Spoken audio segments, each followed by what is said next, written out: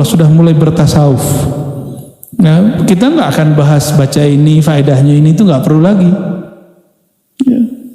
Baca gimana caranya supaya rezeki saya lancar. Nah, udah nggak mikirin gitu. Antum cukup berusaha, ikutin ilmunya, ambil asbabnya, jangan curhat begituan sama guru. Sebaiknya nggak usah. Kenapa? Curhat begitu itu akan mengurangi nanti rasa hormat kepada gurunya. Kenapa? Nanti kalau antum habis curhat tapi nggak ada efeknya pada usahanya, dia mikir kayaknya guruku kurang sakti deh. Gitu. Hati-hati ya. Assalamualaikum warahmatullahi wabarakatuh. Jumpa lagi bersama saya di channel Sultan Raffi ID. Di cuplikan video yang tadi, Buya Resi menyampaikan bahwa adab seorang murid terhadap guru adalah tidak perlu meminta doa secara berlebihan atau spesifik. Cukup kita meminta doa sukses dunia dan akhirat. Karena apabila hal tersebut dilakukan, dikhawatirkan apabila tidak tercapai keinginannya, maka kita akan kehilangan rasa hormat terhadap seorang guru. Di video ini juga Buya Ar-Razi Hasyim menyampaikan bahwa maksiat yang paling berbahaya adalah maksiat batin. Contohnya adalah orang alim yang merasa alim, dan ini tentunya akan menjadi hijab bagi dirinya dengan Allah Subhanahu wa taala.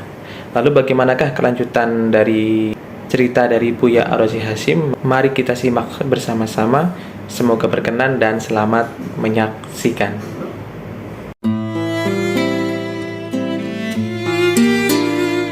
Makanya kalimatnya, kalau ingin engkau merasakan kesadaran bertuhan, pertama yang harus dicoba adalah keluar dari karakter orang biasa, gitu. Karena itulah yang menghijab kita, ya.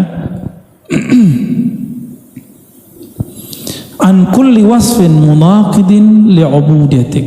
Nah, lebih spesifik lagi, keluarlah dari semua sifat yang membatalkan kehambaanmu kepada Allah. Itu dia. Itu lebih spesifik. Sifat-sifat kehambaan. Hamba itu hina apa mulia? Hamba itu patuh atau pembangkang? Ya. Hamba itu percaya atau berkhianat? Amanah atau berkhianat? Pasti dia amanah. Itu hamba, ya. Nah, berarti keluar, ini yang disebut takhalli. Sering kita dengar istilah takhalli. Kayak dulu dari zaman Zaidun Amzar sudah ngomongin takhalli gitu ya. Ya, coba prakteknya. Ya. Masa ada majelis 20 tahun ngaji kitab Ihya Ulumuddin tapi nggak mengajarkan talqin zikir sama sekali? Itu aneh bagi saya. Bagi saya itu aneh. Kalau nggak bisa mentalkin, kirim dia untuk ditalkin oleh mursyid siapa. Gitu kita punya prinsip. Awal-awal dulu saya buka Ihya sama Hikam, kita kalau mau talkin walaupun udah dapat ijazah, saya kirim ke orang. Jadi kita ini nggak usah kemudian menghandle semua, pusing kita. Ya. Akhirnya kasihan beberapa murid dari mudanya dia ngaji zikir, tapi nggak pernah praktek talqin zikir. Itu menyedihkan. Ya, saya udah ketemu beberapa majelis begitu. Ya, kita sarankan kepada para kiai nggak usah gengsi untuk melepas. Itu basyariah juga, sisi basyariah dari seorang muallim. Ya, nah, jangan lagi ngomong begitu, benerin aja syariat ente lo, tutup tuh ihya'nya ya, tutup tuh hikamnya, ngapain diajarin begituan? Ya. Litakuna linida'il haqqi mujiban wa min hadratihi qariban. Supaya apa? Nah, ini yang disebut usul itu.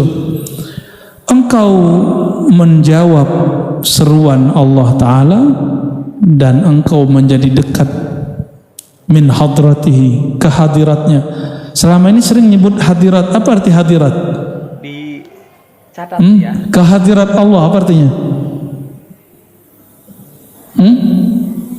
Lihadratihi qariba. Apa arti hadirat? Kehadapan, hadir di hadapan Allah Subhanahu wa ta'ala. Teman saya punya daftar wirid, dia kalau ngirim Fatihah ila hadratillah, diprotes oleh kawan sesama aswaja.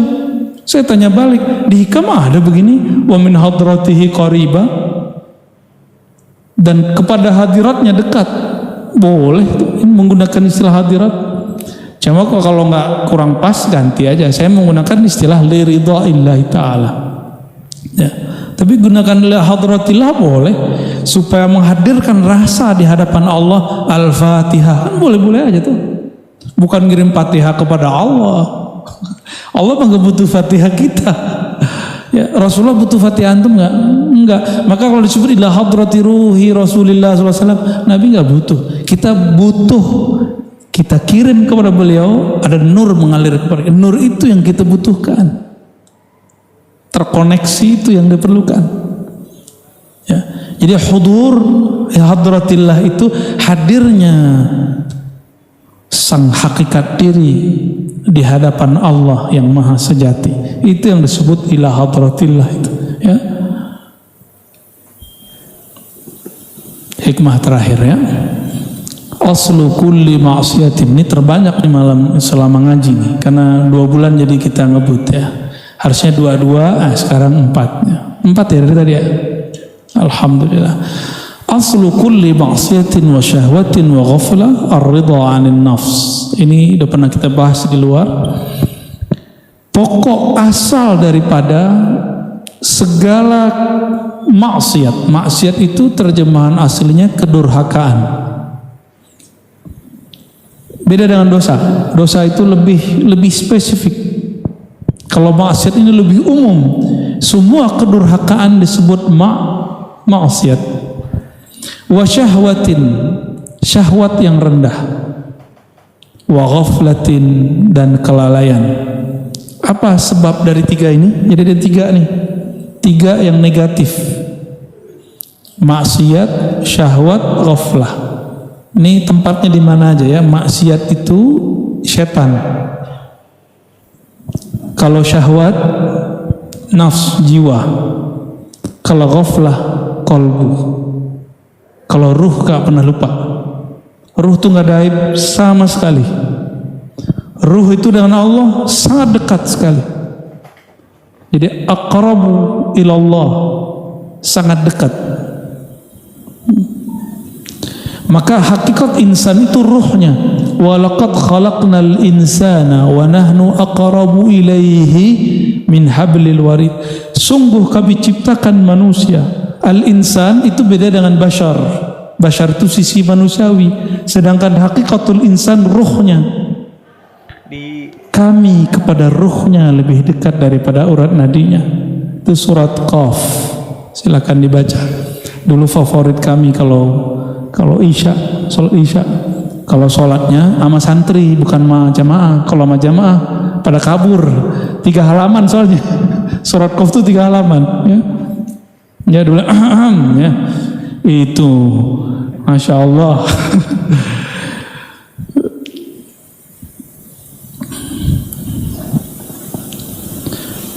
Jadi kalau kolbu masih ada maksiatnya. Apa maksiat kolbu?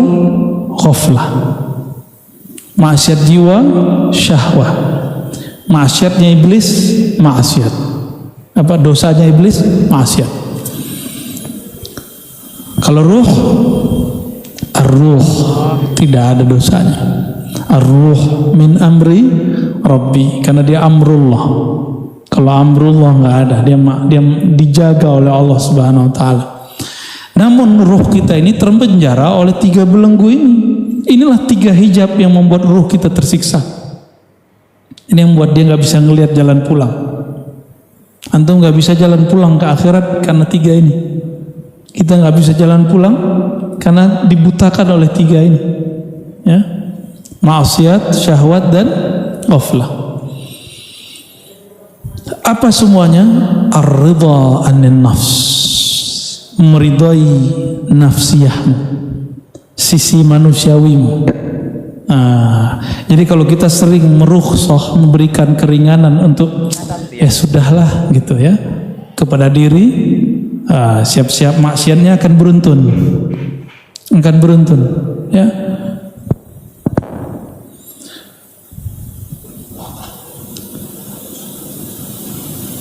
Kalau orang awam maksiatnya zahir. Kalau muallim guru maksiatnya batin. Batinnya guru itu apa? Maksiat batinnya guru, merasa alim. Ini yang paling ngeri, Pak. Itu hijab yang luar biasa. Berarti dia ghaflah. Dia lalai bahwa ada yang lebih alim dari dia, apakah makhluk apalagi Khalik, Allah Subhanahu wa ta'ala. Jadi merasa pinter dikit aja itu jauh-jauh. Tapi kalau antum merasa kepintaran ini dari Allah, baru boleh. Jadi kapan kita boleh merasa pintar? Jika kita lihat ini pemberian Allah. Kapan antum boleh merasa alim? Jika punya guru yang alim, merasa asbab mereka kita diberi ilmu oleh Allah SWT. Ya. Orang berguru jauh daripada ketakaburan. Ya pasti tawadhu. Wa aslu kulli ta'atin wa yaqazatin wa 'iffatin 'adamur ridha minka anha. Lawan dari maksiat taat, lawan dari syahwat yaqazah, sadar, ya. Lawan dari ghaflah, ini kebalik dia. Lawan dari syahwat iffah, tidak menjaga kehormatan. Lawan dari ghaflah yaqazah, yaitu sadar. Taat pada diri kita, ya. Iffah menjaga kehormatan diri pada nafs, yaqazah sadar pada qalbu. Itu adamur ridha minka anha, ketika engkau tidak meridhoinya, tidak memberi rukhsah untuk basyariah, sisi manusiawi. Jadi mulai-mulai kurangin. Jadi bertorikoh itu tidak hanya lagi ngurusin maksiat-maksiat zahir semata, tapi sudah mulai maksiat yang batin. Itu kalau sudah mulai berjalan dalam dunia torikoh, ya. Kalau sudah mulai bertasawuf, nah, kita nggak akan bahas baca ini, faedahnya ini, itu nggak perlu lagi. Ya. Masya Allah. Baca gimana caranya supaya rezeki saya lancar. Nah, udah nggak ada mikirin gitu. Antum cukup berusaha, ikutin ilmunya, ambil asbabnya, jangan curhat begituan sama guru. Sebaiknya nggak usah. Kenapa? Curhat begitu itu akan mengurangi nanti rasa hormat kepada gurunya. Kenapa? Nanti kalau antum habis curhat tapi nggak ada efeknya pada usahanya, dia mikir kayaknya guruku kurang sakti deh. Gitu. Hati-hati ya. Ya. Cuma kalau minta doa boleh, minta doa aja, doain sukses itu cukup. Jangan spesifik. Ya. Tenang aja. Kalau antum punya kerja, punya usaha, ambil tugas usahanya, serahkan hasilnya kepada Allah, ya. Tentunya ngambilnya dengan bijak. Jadi orang-orang yang hebat di dunia itu orang bijak, bukan orang yang serabutan. Ya, kan ada orang yang penting kerja, yang penting lama di kantor, gaji nggak jelas. Ada juga yang begitu. Nggak begitu. Wali antas haba jahilan la yardu an nafsihi. Khairul laka min an tashaba aliman yarda an nafsihi. Fa ayyu ilmin li alimin yarda an nafsihi wa ayyu jahlin li jahilin la yarda an nafsihi. Engkau berguru berkawan dengan orang yang jahil, kata orang dia nggak sekolah, nggak nyantri, bukan kiai, bukan habib, ya. Tapi la yarda an nafsihi, dia tidak ridho dengan nafsunya, dengan dirinya. Khairul laka, maksudnya dia tidak mengikuti hawa nafsunya. Khairul laka min an tashaba aliman. Itu lebih baik daripada engkau berguru bermajlis dengan orang alim tapi mengikuti hawa nafsunya. Senangnya nafsu ngapain? Kalau ada orang alim sono dia omongin aib orang alim itu senangnya nafsu. Nah, majelis-majelis begitu, kata beliau, kamu berguru kepada orang jahil di sudut kampung sana lebih baik daripada engkau berguru kepada dia, walaupun dia bergelar, berlakop, berderjat di depan mata umat misalnya. Tapi kalau omongannya begitu, la yanfa. Engkau punya guru orang yang dianggap tidak alim, tidak intelektual, tidak bergelar, tidak doktor, tidak LC, tidak MA, tidak kiai, itu lebih baik. Syaratnya satu, dia tidak mengikuti punya guru biasa-biasa aja nggak apa-apa ya. Kenapa? Fa'ayu ilmin li'alimin yardu an nafsi. Masih disebut alim nggak orang yang suka mengikuti hawa nafsunya? Kiai cari popularitas itu ngikutin hawa nafsu. Kiai emosional mulu itu hawa nafsu. Murid kalau marah-marah, guru kalau marah-marah muridnya gimana? Sama. Nanti coba lihat aja. Guru nih suka marah-marah, muridnya marah-marah kerjaannya. Gurunya suka zikir, muridnya suka zikir. Gurunya suka ngaji, muridnya nanti suka ngaji. Begitulah terus. Masya Allah. Karena guru itu orang tua, dicontoh oleh muridnya. Jadi berhati-hati cari guru, ya. Wa ayu jahlin li jahilin. Masih disebut jahil enggak orang yang tadi menurut antum tidak sekolah, tapi dia tidak mengikuti hawa nafsunya? Ya, saya ketemu dengan seseorang dibully orang enggak balas dibully. Dibully orang nggak balas dibully, tapi ada yang katanya hafiz Quran, sekolahnya ke luar negeri, senggol dikit di YouTube balasnya berjilid-jilid. Wa ayyu jahlin li jahilin la yardu an nafsi.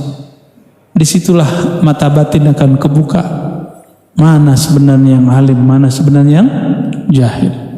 Ya, ini kita tes nih besok nih antum, disenggol orang, dimaki orang, dibully orang, di-unlike orang, emosinya ya nggak boleh emosi. Kalau ngaji hikam emosi, berarti ngaji hikamnya harus lebih banyak, bukan berhenti ngaji hikam.